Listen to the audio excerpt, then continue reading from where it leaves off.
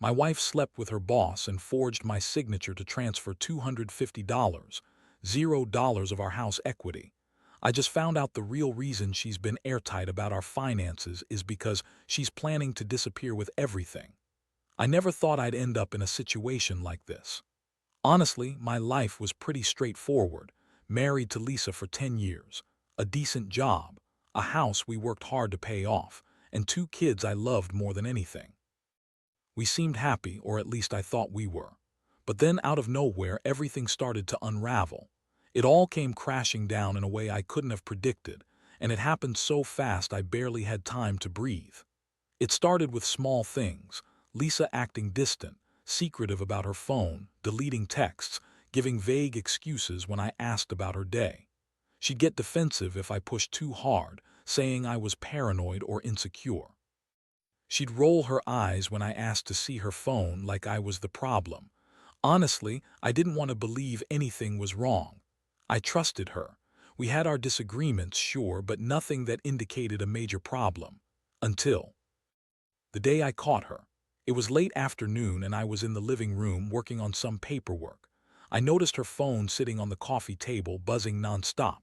Normally she'd check it or silence it quickly, but this time she'd left it face down. That was odd. I didn't think much of it at first, but then I saw a message pop up on the screen. It was from some guy named Mark, her boss's name, I realized. The message was flirty, suggestive even. My stomach clenched. I felt this cold rush of shock and anger. I couldn't believe what I was seeing. I didn't confront her right then. Instead, I grabbed her phone when she went to the kitchen to get a drink. I scrolled through her messages and saw the truth. They had been sleeping together for months. She'd been lying to my face, telling me she was working late or going out with friends. But in reality, she was with Mark, and from the texts, it was clear they had a pretty intense affair. She'd even bragged about how good sex with him was, how she was finally free with someone who understood her. I couldn't believe my ears, or rather my eyes. The worst part was the way she lied about everything. She denied everything when I confronted her, told me I was imagining things, that I was paranoid, that Mark was just a colleague. She spun this web of lies so well I almost wondered if I'd imagined the whole thing. But the evidence was right in front of me. I had proof she'd been unfaithful, and it was like my entire world was crashing down around me. I was furious, but more than that, I was hurt. Deeply hurt. How could she do this? After all those years, all the sacrifices, the promises we made.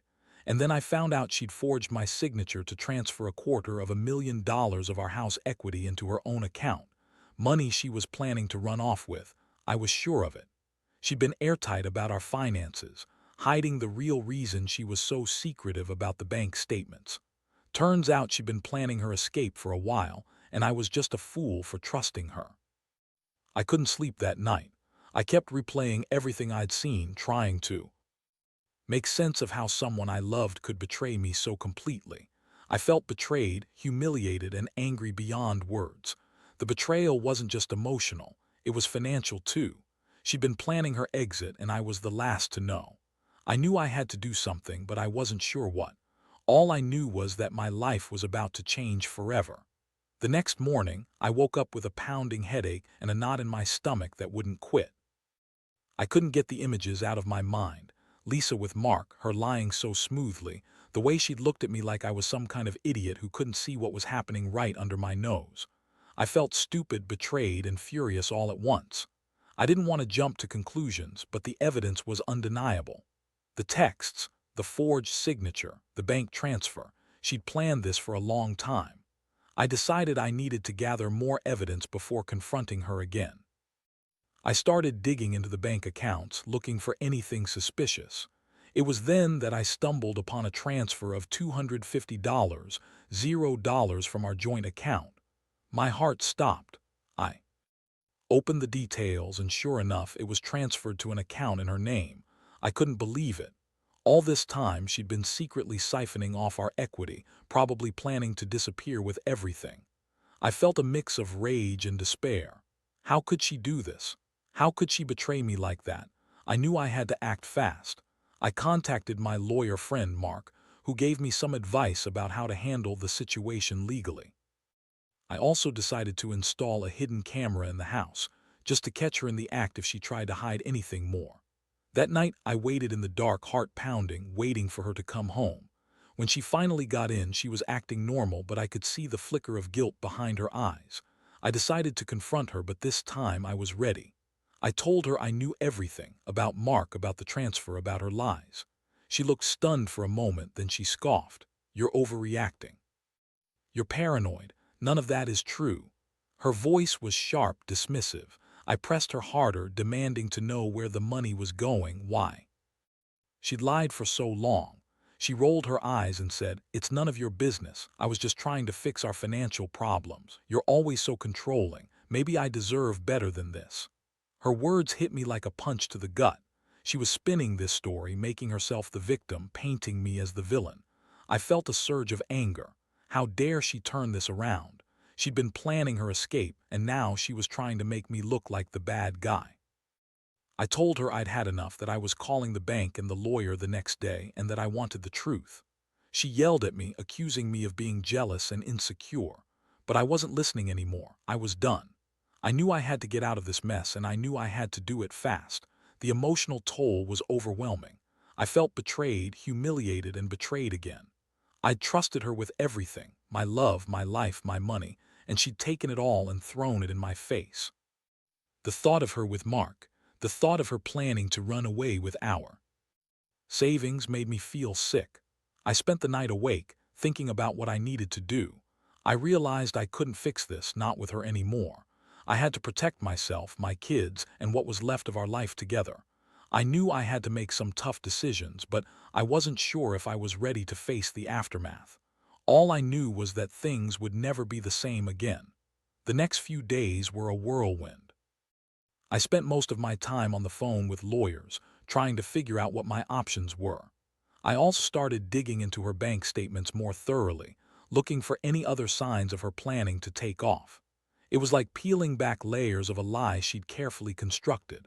Every new piece of evidence made me more certain she was trying to disappear with everything. Our house, our savings, my trust. Lisa, of course, refused to admit anything.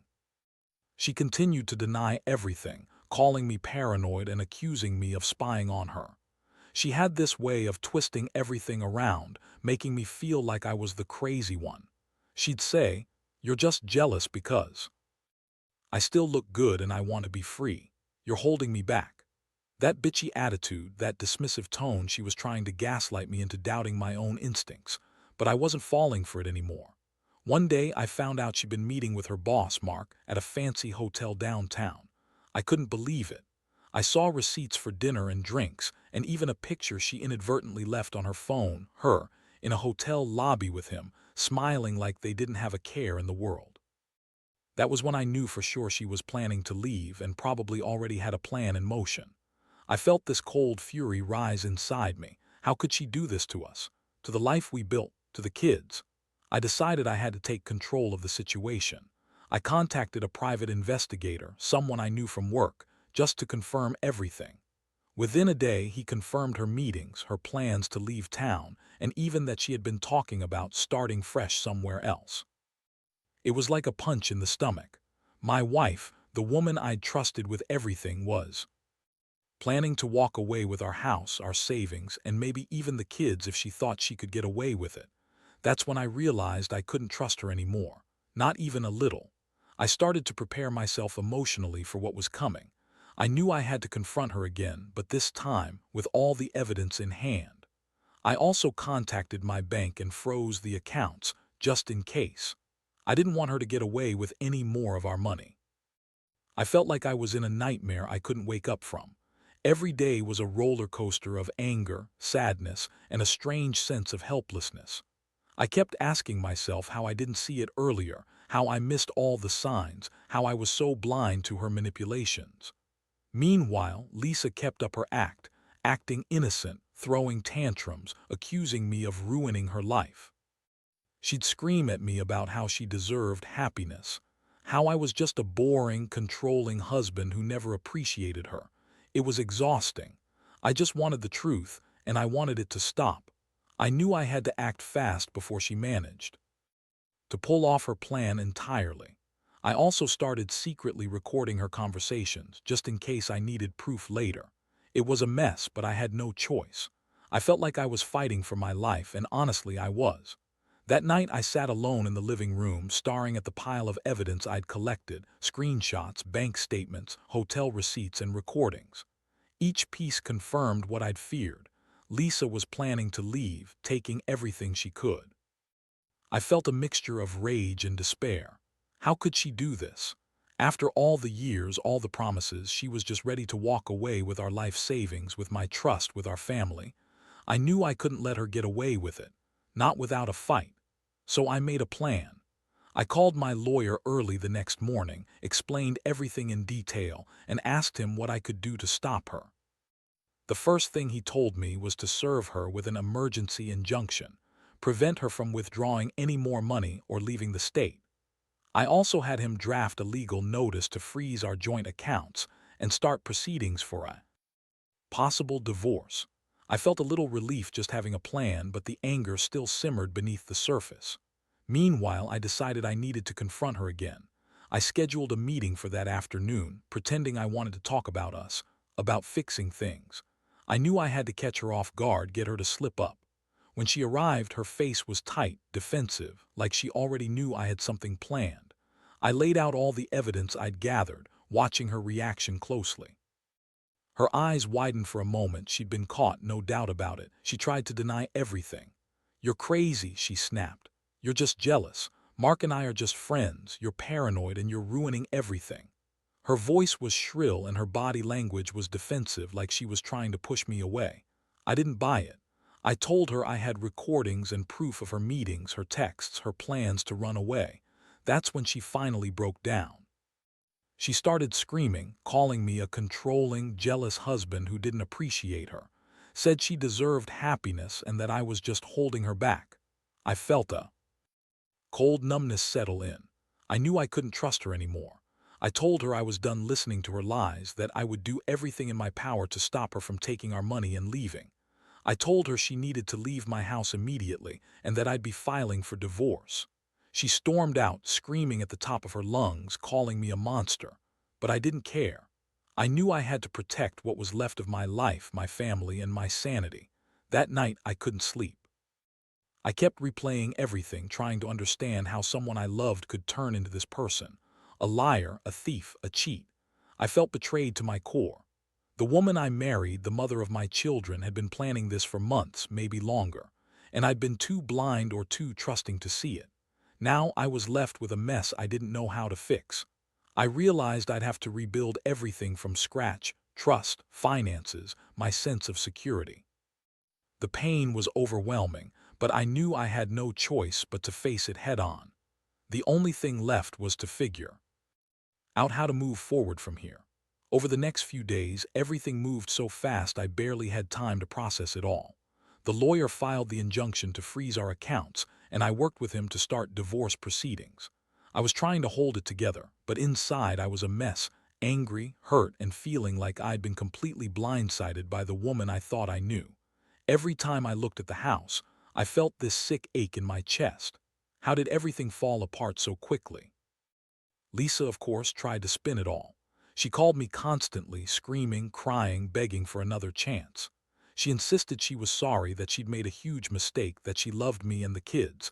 But every word felt hollow. I knew better now. She was lying about everything: the affair, the money, her plans to leave. It was like I'd been living with a stranger all along, one who had been planning her escape behind my back. One afternoon, I caught her trying to access our joint account again.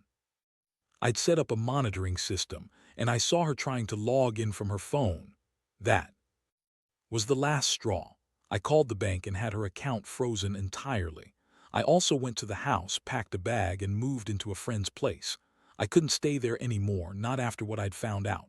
Every corner of that house reminded me of her lies. I felt betrayed, angry, and exhausted. But I also felt a strange sense of clarity. I wasn't going to let her ruin everything. I started reaching out to friends and family, telling them what I'd uncovered. Most of them were furious, especially my brother, who told me to get a lawyer, protect my kids, and fight for what's mine. I realized I had to be strong, even if inside I was falling apart. I also hired a private investigator to keep tabs on Lisa. She was still meeting with Mark, still planning her escape, and I wanted to make sure I had all the evidence I might need down the line. The emotional toll was brutal. I kept questioning myself. How did I miss all the signs? Why didn't I see what she was up to? But deep down, I knew I had done everything I could. I trusted her and she betrayed. That trust in the worst way. That realization didn't take away the pain, but it helped me focus on what I needed to do next. Protect my kids, get my life back on track, and make sure she didn't get away with everything. I started to see a counselor, not just for the legal mess, but to deal with the emotional fallout. I had to admit, I was angry and broken, but I also had to find a way to move forward. I knew I couldn't change what she'd done, but I could control how I responded. I had to rebuild my life piece by piece. The road ahead was uncertain, but I was determined to see it through. I just hoped someday I'd find peace again, even if that seemed impossible right now. Looking back now, I realize how much everything changed in such a short amount of time. One moment I was blissfully unaware, trusting the woman I'd loved for over a decade, and the next, I was fighting to save what little I had left: my dignity, my sanity, my future. The betrayal cut deep, but it also forced me to confront things I'd ignored for too long. I learned that appearances can be deceiving, and that even the most seemingly stable relationships can crumble under the weight of secrets and lies. The aftermath has been a long, painful process. Divorce is finalized now, and I have full custody of the kids. I still see the scars of what happened, trust is shattered, and the wounds take time to heal. But I also see the lessons I've learned. Never ignore the small signs of trouble. Never assume people are who they appear to be. And most importantly, protect yourself and your loved ones, especially when something feels off. I've become more cautious about money, more aware of the importance of transparency, and more wary of the people I let into my life. I don't hold resentment towards Lisa anymore, at least not the kind that eats you up from the inside. I just see her as someone who made terrible choices, and I've accepted that some damage can't be undone. What I do know is that I'm stronger now. I've learned to stand up for myself, to set boundaries, and to trust my instincts. To anyone out there going through something similar, I'd say this: trust is fragile, and betrayal can come from the most unexpected places. Stay vigilant, protect your heart and your wallet, and don't be afraid to fight for your dignity. It hurts, but it also sets you free. I'm still healing, still rebuilding, but I know I'll come out of this stronger. Life threw its worst at me, and somehow I'm still here, still standing. That's what matters.